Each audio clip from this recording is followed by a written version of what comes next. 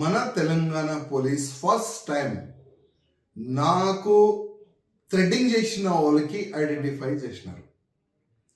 దాదాపు నేను కార్పొరేటర్ ఉన్న సమయం నుంచి నాకు బెదిరింపు కాల్స్ వస్తున్నాయి. వందల కంప్లైంట్ ఇచ్చిన, కానీ ఒక్క కంప్లైంట్ పైన కూడా సరైన ఎంక్వైరీ జరగలేదు. నేను కంప్లైంట్ ఇవ్వాలి, దానికి ఎఫ్ఐఆర్ కావాలి, మళ్ళా ఆ ఎఫ్ఐఆర్కి నాకు తెలియకుండా క్లోజ్ చేయాలి. ఇదే మన పోలీసు వాళ్ళు చేసినారు.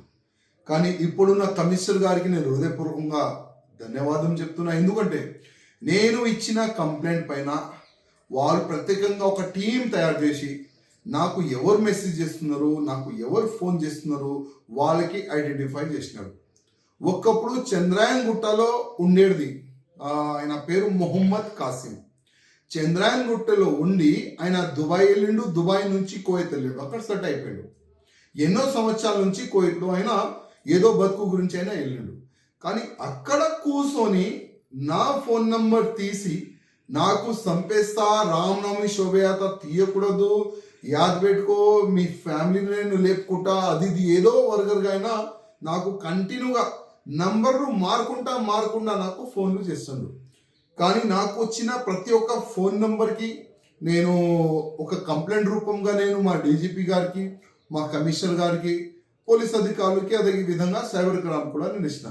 కానీ ఇవాళ నాకు నేను మీడియాలో చూసిన రాజా సింగ్కి ఫోన్ చేసి బెదిరిస్తున్న ఆ వ్యక్తికి ఐడెంటిఫై చేసినారు పోలీసు వాళ్ళని ఆ ఒక న్యూస్ చూసిన చాలా హ్యాపీగా నేను ఫీల్ అయినా. ఫస్ట్ టైం ఇన్ని సంవత్సరాల్లో నాకు బెదిరింపు కాల్ చేసిన వ్యక్తికి ఐడెంటిఫై చేసిన నేను పోలీస్ అధికారులకి రిక్వెస్ట్ చేస్తున్నా, ఇమీడియట్గా ఇట్లాంటి వ్యక్తికి ఐడెంటిఫై చేసి అరెస్ట్ చేయాలి. అదేవిధంగా ఈ కాసిం కూడా అరెస్ట్ చేయాలని నేను పోలీస్ అధికారులకి రిక్వెస్ట్ చేస్తున్నా. ఇవాళ లేకపోతే రేపు ఆయన హైదరాబాద్ వస్తారు. హైదరాబాద్ వచ్చిన తర్వాత ఆయనకి ఎట్టి పరిస్థితుల్లో అరెస్ట్ చేయాలి. లేకపోతే ఇక్కడ నుంచి ఒకవేళ పాసిబుల్ ఉంటే కోయత్ కూడా ఒక టీంని పంపించి అరెస్ట్ చేసి తీసుకొని రావాలని నేను పోలీస్ అధికారులకి రిక్వెస్ట్ చేస్తున్నాను. మరిన్ని వీడియోస్ కోసం ఛానల్ ని సబ్స్క్రైబ్ చేయండి. లేటెస్ట్ అప్డేట్స్ కోసం వాట్సాప్ ఛానల్ ని ఫాలో చేయండి.